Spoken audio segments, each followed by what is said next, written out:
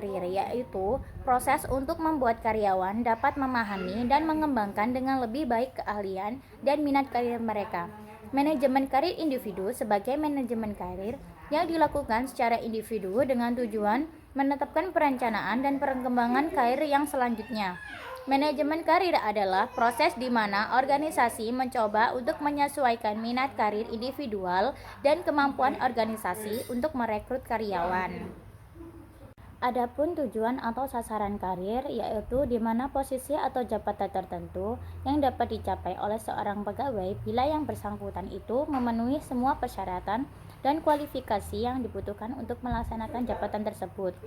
Tujuan atau sasaran karir tidak otomatis tercapai bila seorang pegawai memenuhi syarat yang harus dipenuhi. Karena untuk menduduki suatu karir tertentu, kadang-kadang harus memenuhi syarat-syarat yang seringkali di luar kekuasaannya. Seperti ada tidaknya lowongan jabatan yang dituju, lalu ada tidaknya keputusan dan referensi dari pemimpin, dan ada tidaknya kandidat lain yang sama kualitasnya. Semua itu dapat membatasi kemajuan karir seorang pegawai. Proses manajemen karir yaitu yang pertama, career exploration. Exploration behavior, mental atau fisik aktivitas seseorang. Dalam hal ini diperlukan sebuah informasi mengenai individu tersebut dalam lingkungan. Informasi digunakan untuk pengembangan individu dan occupational accept. Yang kedua ada tahap development of career goal, di mana menurut goal setting teori tujuan akan mempengaruhi perilaku melalui direct attention, stimulasi effort, serta facilitating development strategies. Kemampuan dan keahlian lewat pengalaman kerja, jadi kemampuan karir diperoleh dalam pengabdian. Adapun tahap ketiga yaitu political system, di mana terutama pada perusahaan quasi matrix seperti perusahaan telekomunikasi, akuntansi, dan proyek-proyek kompleks yang ada dalam organisasi. Oleh James Rosenbaum disebut sebagai metode alokasi turnamen, yakni bersaing untuk memperebutkan kesempatan. Perencanaan karir adalah suatu perencanaan tentang kemungkinan seorang karyawan, suatu organisasi atau perusahaan sebagai individu meniti suatu proses kenaikan pangkat atau jabatan sesuai persyaratan yang kemampuannya yang dimiliki. Nah, keberhasilan karir seseorang dipengaruhi oleh beberapa hal. Yang pertama, pendidikan formalnya, pengalaman kerja, sikap atasannya, prestasi kerja, bobot pekerjaan, adanya lowongan jabatan, dan produktivitas kerja. Pendidikan yang tinggi akan menjadi kekuatan bagi karir seseorang ketika dibarengi dengan pengalaman yang dimiliki. Nah, di dalam perencanaan karir ini terdapat ruang lingkup, antara lain perencanaan jenjang jabatan atau pangkat karyawan. Lalu, apakah jabatan dan pangkat itu? Jabatan adalah kedudukan yang menunjukkan tugas, tanggung jawab, wewenang, dan hak seorang karyawan dalam serangkaian susunan organisasi. Sedangkan pangkat adalah kedudukan yang menunjukkan tingkat seorang karyawan dalam rangkaian susunan kepegawaian yang digunakan sebagai dasar penghasilan. Jadi suatu perencanaan jabatan atau pangkat perlu memperhatikan faktor-faktor yaitu sifat tugas, beban tugas, tanggung jawab, dan sebagainya. Hal ini berarti semakin tinggi jabatan atau pangkat seseorang dalam suatu organisasi, semakin kompleks sifat tugas dan berat pula tanggung jawab yang dipikunya. Lalu yang kedua ada perencanaan tujuan-tujuan organisasi atau perusahaan.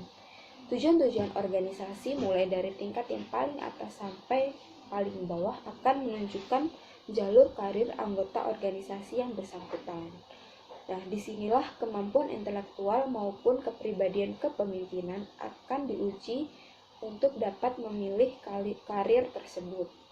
Tujuan organisasi sangat penting dirumuskan agar setiap anggota organisasi mempunyai tujuan yang jelas dan terarah.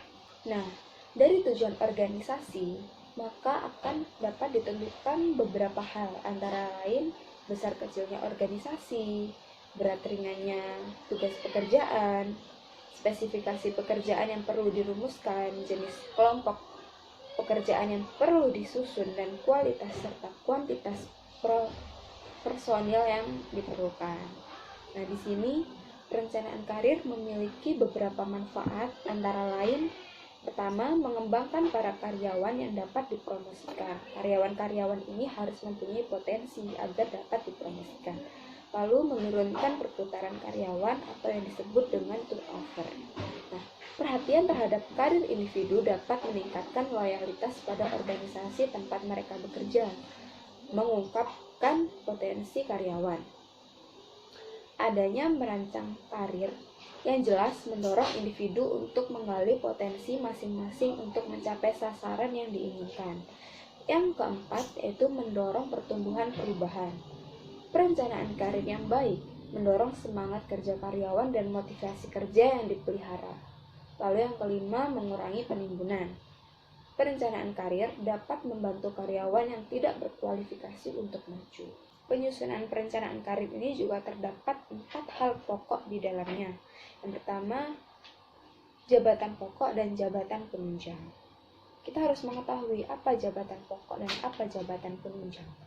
Jabatan pokok yaitu jabatan yang fungsi dan tugas pokoknya menunjang langsung tercapainya sasaran pokok organisasi atau perusahaan. Misalnya dalam dunia pendidikan, jabatan pokoknya adalah bidang jabatan yang menangani operasional pendidikan dan pengajaran, seperti guru dan dosen, serta lain sebagainya. Lalu jabatan penunjang, jabatan yang fungsi dan tujuannya menunjang dan membantu tercapainya sasaran pokok organisasi, seperti TU dan bidang bagian keuangan. Lalu yang kedua ada pola jalur karir bertahap. Suatu pola yang menunjukkan urutan berjenjang dan bertahap dari jabatan-jabatan dalam struktur organisasi yang membentuk karir seseorang. Nah, di sini sangat diperhatikan latar belakang pendidikannya serta pengalaman tugas dari masing-masing individu. Lalu yang ketiga ada jabatan struktural atau yang disebut dengan jabatan karir. Jenjang jabatan yang diperuntukkan bagi mereka yang diarahkan ke jenjang lebih tinggi dalam organisasi. Di sini sangat diperlukan kematangan psikologis dan kemanfaatan kemampuan pribadi masing-masing. Lalu yang terakhir ada tengah waktu. Masa jabatan seseorang dalam organisasi sebaiknya ditentukan secara tegas dan tepat. Perencanaan karir. Yang pertama, masa jabatan yang singkat.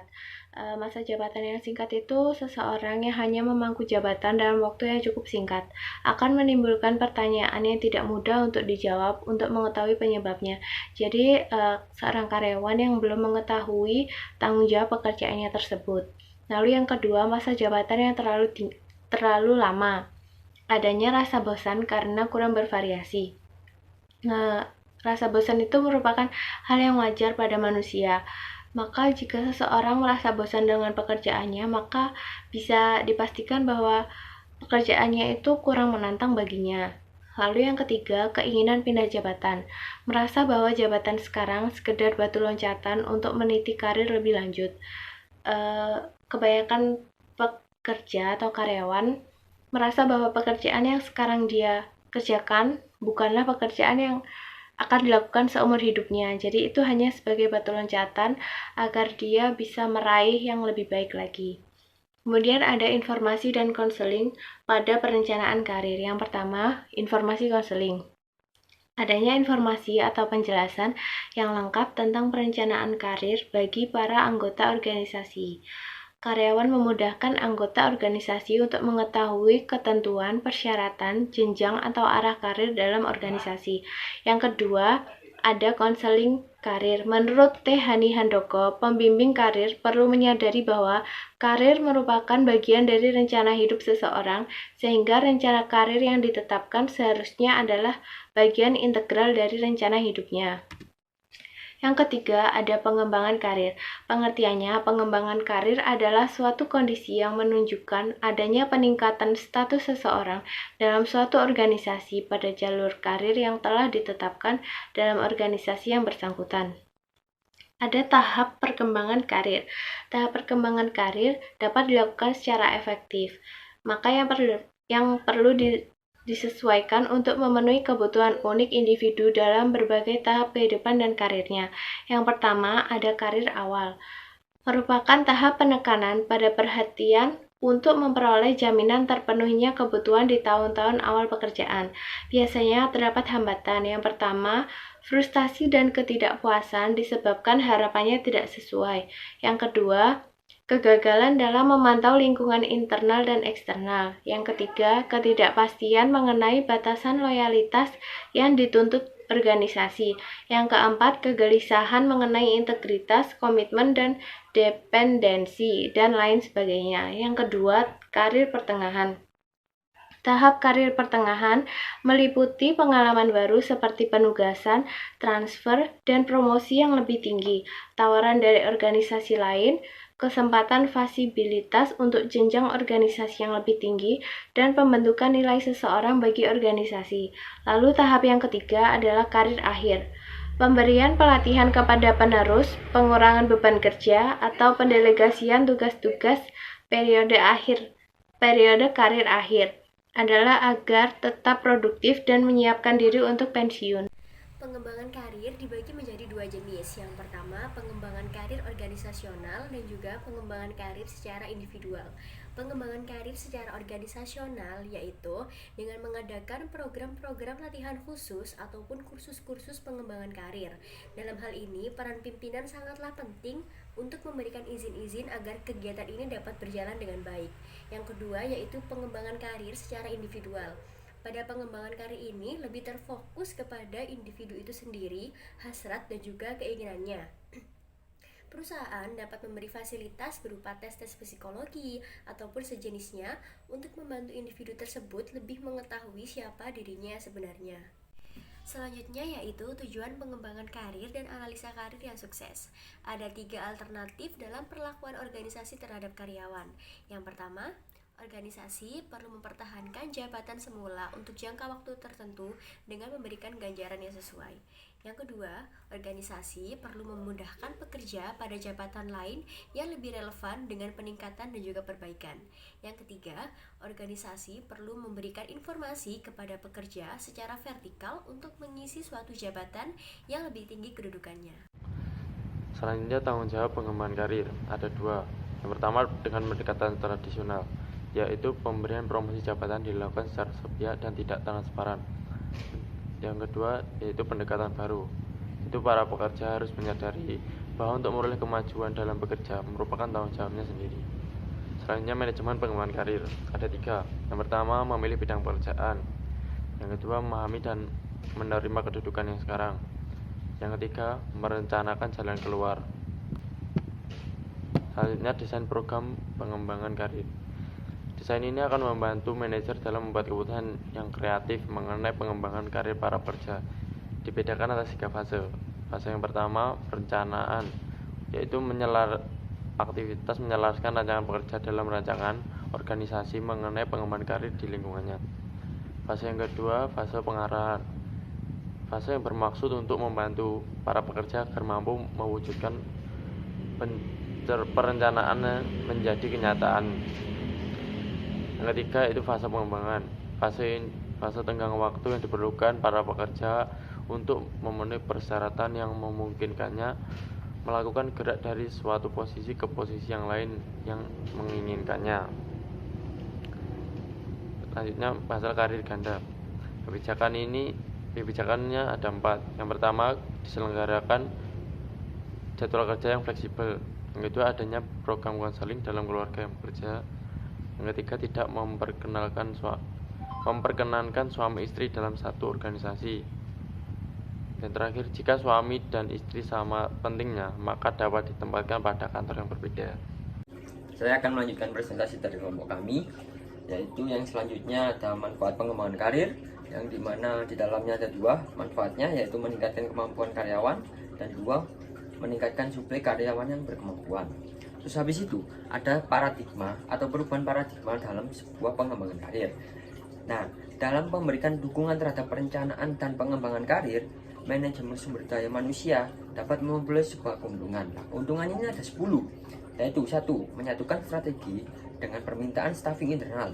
Terus yang kedua, mengembangkan pekerja sedemikian rupa sehingga dapat dipromosikan. Terus yang ketiga, memfasilitasi penempatan kerja. Terus yang keempat, membantu menciptakan keragaman pekerjaan. Yang kelima, memperkecil kepindahan. Terus yang keenam, memperoleh pekerja yang berpotensi. Terus yang ketujuh, memajukan pertumbuhan individu. Dan yang kedelapan, mengurangi kesalahan dalam penempatan. Yang kesembilan, memuaskan kebutuhan individu. Dan yang terakhir atau yang ke-10 yaitu membantu rencana tindakan afirmatif. Dan untuk penutupnya yaitu perencanaan karir adalah suatu perencanaan tentang kemungkinan-kemungkinan seorang karyawan atau anggota organisasi sebagai individu meniti proses kenaikan pangkat atau jabatan sesuai persyaratan dan kemampuannya. Terus habis itu, karir merupakan suatu yang harus diwujudkan dan terus dikejar bagi diri karyawan. Dan keadaan karir macet harus dihindarkan atau dihindari. Untuk itu, manajemen harus secara bersungguh-sungguh memperhatikan dan memperlakukan karyawan dan menghargai potensi prestasinya, yaitu dengan cara saling menghargai dan memberi kesempatan untuk para karyawannya menunjukkan potensi idealnya atau potensi yang dimilikinya. Terus habis itu, penggunaan arah dan jalur proses untuk pengembangan karir sesuai dengan kebutuhan dan kepentingan antara karyawan dengan perusahaan ke arah saling menguntungkan.